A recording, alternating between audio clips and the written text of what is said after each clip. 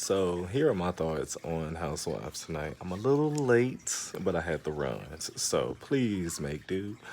So let's just do this rundown of all the shit that I care about. So y'all know that I like Porsha. Portia's dumb. There's no way that I would ever take a nigga back who cheated on me while I was pregnant. Y'all know how I felt about that shit because I went in on that in my last Housewives video. I just feel like women are at their most vulnerable, at their most I cannot even find the word, but you should not be out here cheating on your woman while she pregnant. And then he gave that stupid ass, dumbass response talking about some, oh, pretty much I couldn't fuck her the way I wanted to fuck her while she was pregnant. So, like, bitch, that's the most sorry, stupid ass, like, Portia. And then she took this nigga back. It's like, bitch, see, I really don't like, I've always liked Portia since she came on the show. But when people all in this motherfucking Porsche is dumber than a box of rocks train, you get them motherfuckers a reason to ride on that shit. You let this nigga sit up here and say he cheated on you because you was fucking pregnant. He couldn't, your fucking stomach was in the way of him trying to give you, or he couldn't hit it doggy style because your stomach was in the way, so he went to go hit another bitch doggy style. Like, Portia, you gonna listen to this stupid ass motherfucker tell you that this fat bitch with his big ass belly and his motherfucking jogging, his tracksuits don't even fucking fit him? You gonna let him tell Dr. Sherry and the rest of us watching that he cheated on you because you was pregnant? You gonna take this nigga back? Really, Portia? Now that was fucking stupid. So disappointed in her. And like I said, I don't give a fuck if it's one kid, two kids, three kids, red kid, blue kid. I don't give a fuck. That shit ain't worth your self-respect, your dignity, okay? Your kid won't understand when they come of age and you tell that motherfucker that you left their daddy because he cheated on you because you was fucking pregnant. Move to the next side. So, Kenya Moore, this dumb bitch, like, I knew, like I said, she has nothing to fuck going on. Kenya, out of all the housewives, she's like literally up there with Sheree as far as not having a storyline. So her storyline is genuinely a bunch of mess and a bunch of bullshit. Because there's no way you are going to tell me that you have been crying about being single, you have been crying about not having no fucking man, then when you finally get one, y'all having issues because y'all have a long distance relationship. Kenya was off the show for a season and a half, maybe, right? So at that point, she has nothing going on in Atlanta to keep her in Atlanta. We ain't seen her bald head ass auntie in how many seasons. We ain't seen her daddy, so we don't know if they still live in Atlanta. But she has no businesses, nothing going on in Atlanta, and she wasn't even on the show. So there was nothing keeping her from moving to LA. Okay? So you finally get the man, you got the baby, you got the family. I'm sorry, I'm fucking congested. I don't know why, but you finally got everything you wanted, and the only thing is keeping y'all from being in marital bliss is the fact that you don't want to move in with this nigga in LA. Why don't you want to move in with him, Kenya? It's because the relationship is not fucking real. This is just some dude whom she contracted, to put on this fake marriage so they can have a baby, and then all of a sudden they're gonna have marital problems just in time for her to use that as a storyline for her next season on Housewives. Y'all don't see through this bullshit? I see through this bullshit, okay? Not only that, but it's the same shit that she went through with Walter on her first season of the show. Remember when that nigga when they had went to fucking Anguilla and this bitch was talking about how this nigga didn't want to fuck her when they was in a hotel and she had everybody like, oh well, if my nigga with me in Anguilla, ain't no way he ain't gonna want to fuck. And Kenya like, yeah, he just don't want to fuck. So this is the same shit that she was telling Kandi a couple episodes ago how her and Portia how her and Mark ain't fucking. So it's like, bitch, Kenya, either you making this shit up or you got something wrong with your box, okay? That box is like Nene said, it's a funk box, it's a deposit box that these niggas don't want to deposit nothing in. For you, every time you with a nigga, he don't want to fuck you. The shit is just fucking fake, and I see right through it. Now, she know good and well She was wrong as shit for sitting there putting that battery up in motherfucking Cynthia's back. Talking about something, oh, I feel like Mark's gonna propose to you. You wasn't feeling like that prior to Kandi sending you that motherfucking text message. And I know Kandi felt like a whole dumbass telling you to hurry up so you could come watch just for you to potentially spoil it for Cynthia. Like, it felt so good watching Kandi like boss up to Kenya, calling her like all kind of stupid ass bitches because that's the way she was fucking acting. And people who like Kenya, they ain't your motherfucking friends because they want to make everything about them. See, Kenya wanted to make it to like, see, I told you he was gonna propose to you. I told you da da da da. That was her stealing Cynthia's joy and stealing fucking mucking, fucking mucking, fucking Mike's thunder from fucking right from underneath his feet by Cynthia spoiling that for Cynthia. I don't know if Cynthia bought it or what, but I just know that shit was fucking wrong. And it's like when you see Kenya do things like this, it's like, damn, did we really miss this bitch? What else happened? Oh, let's go back to Kandi. So Kandi and Todd. I kind of didn't want to really hop on the Todd's an opportunist train either. I kind of was like just giving him the benefit of the doubt. But here's one thing I will say about Todd, and I'm going to compare her to Peter. Because I never liked Peter for Cynthia. I think Mike is like light years better than fucking Peter. But one thing about Peter is that like when he romanticized Cynthia, he romanticized Cynthia. Like he actually did nice things for her. When he had that bar one opening and threw his wife, a portrait of his wife with that beautiful afro on the wall, that was nice. That was very endearing of him to do. Todd, we don't see him do a thing, a goddamn thing for Kandi at all, except be all in her face like, ooh, babe, give me some startup money for my next business. That's all we literally see him do. And one thing that rubbed me the wrong way was when Kandi was like, nigga, you got 6 fucking businesses and you ain't did shit with them. You just got properties everywhere that's just collecting dust, looking like Gary, Indiana, okay?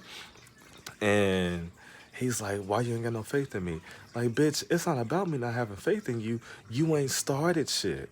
And not only that, but not only is your name on here, my name is on here. We're buying all these properties. How much is this gonna cost? That grand total was damn near over $500,000, $660,000, okay? Coming out of Kandi's money. And this is the issue that I have.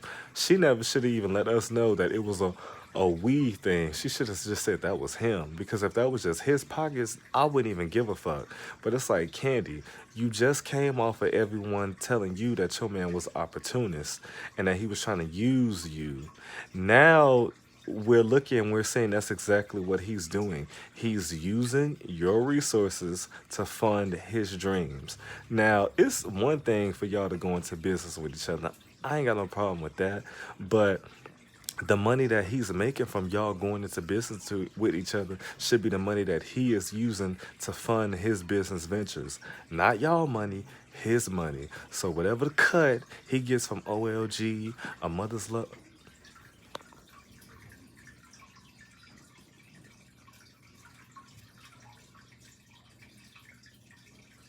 I'm sorry, y'all. I'm still shy and bashful when it comes to this shit. That's why I like to be like alone. But whatever cut he's getting, who is this?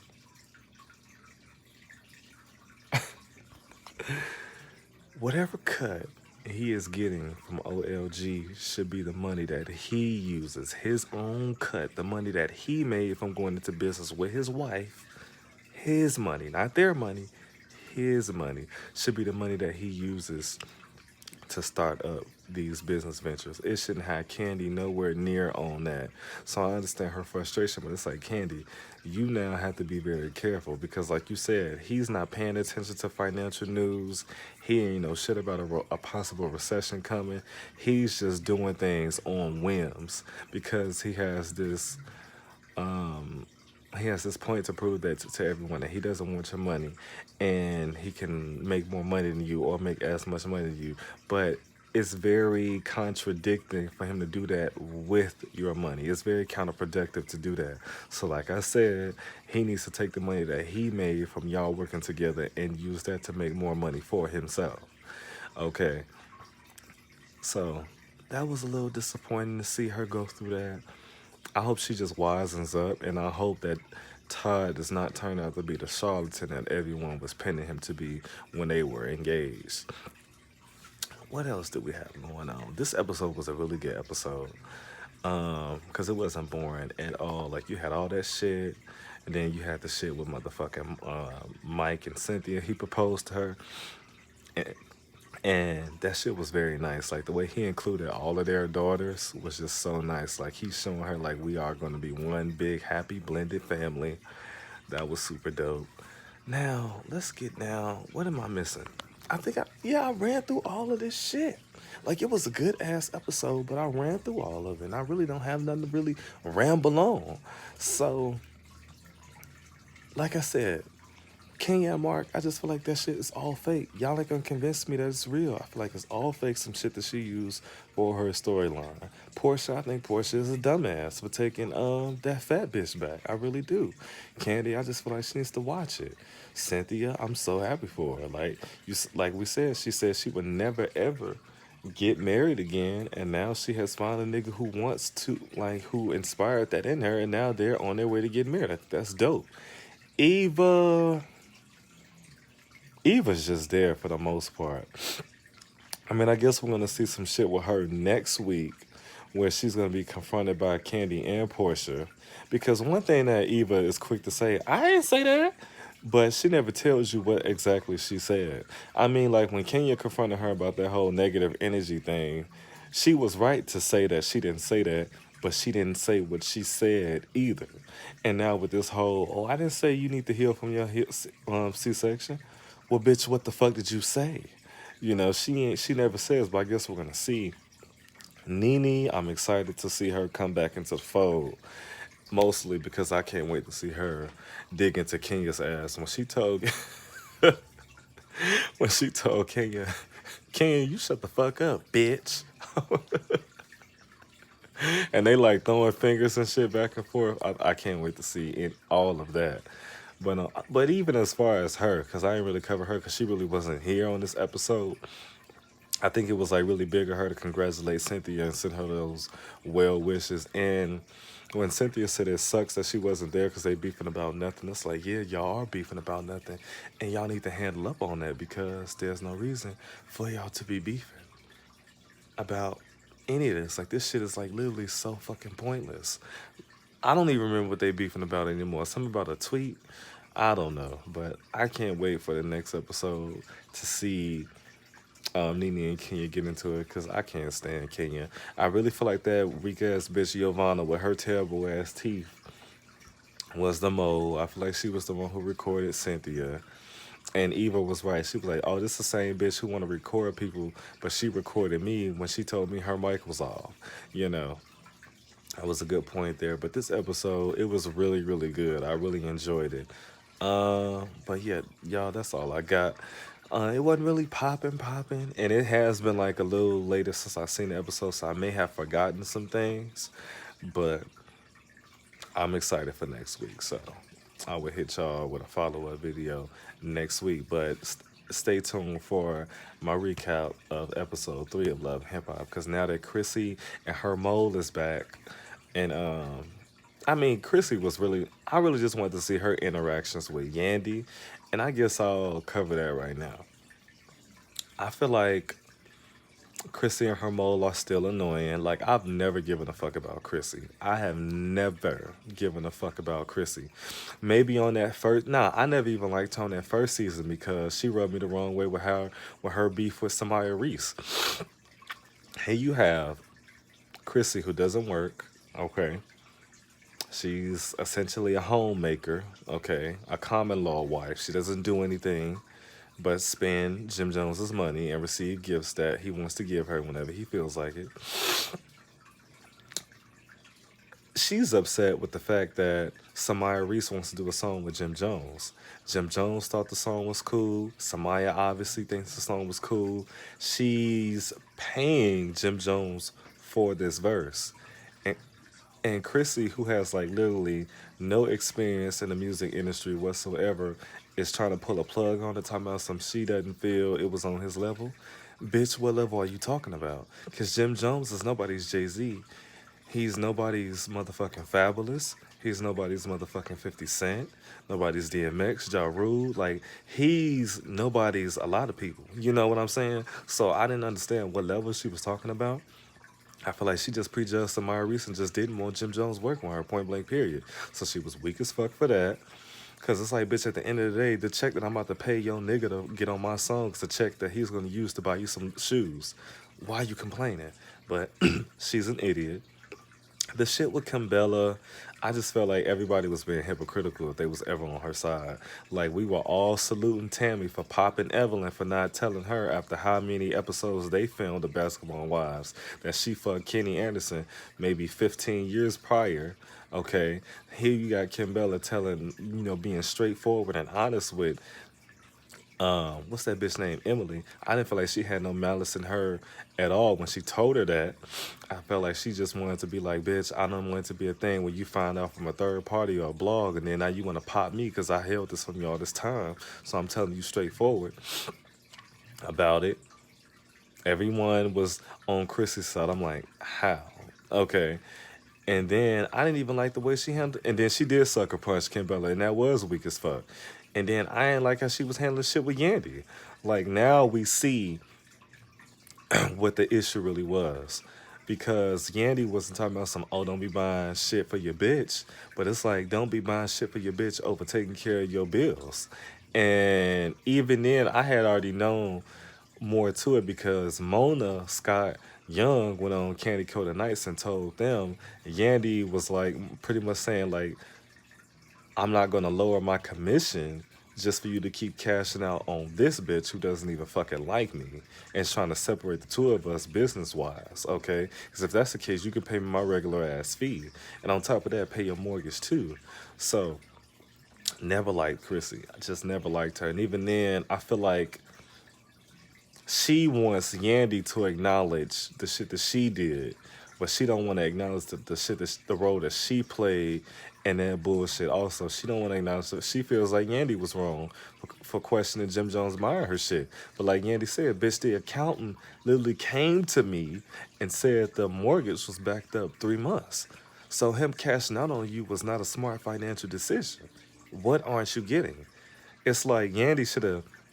If I was Yandy, I would be like, bitch, if Jim Jones was buying the shit for his mom that he bought for you, and I said something, would you have even been mad? So that's all I got on both these shows. I'll be back tomorrow to hit y'all with another video. Y'all have a great night.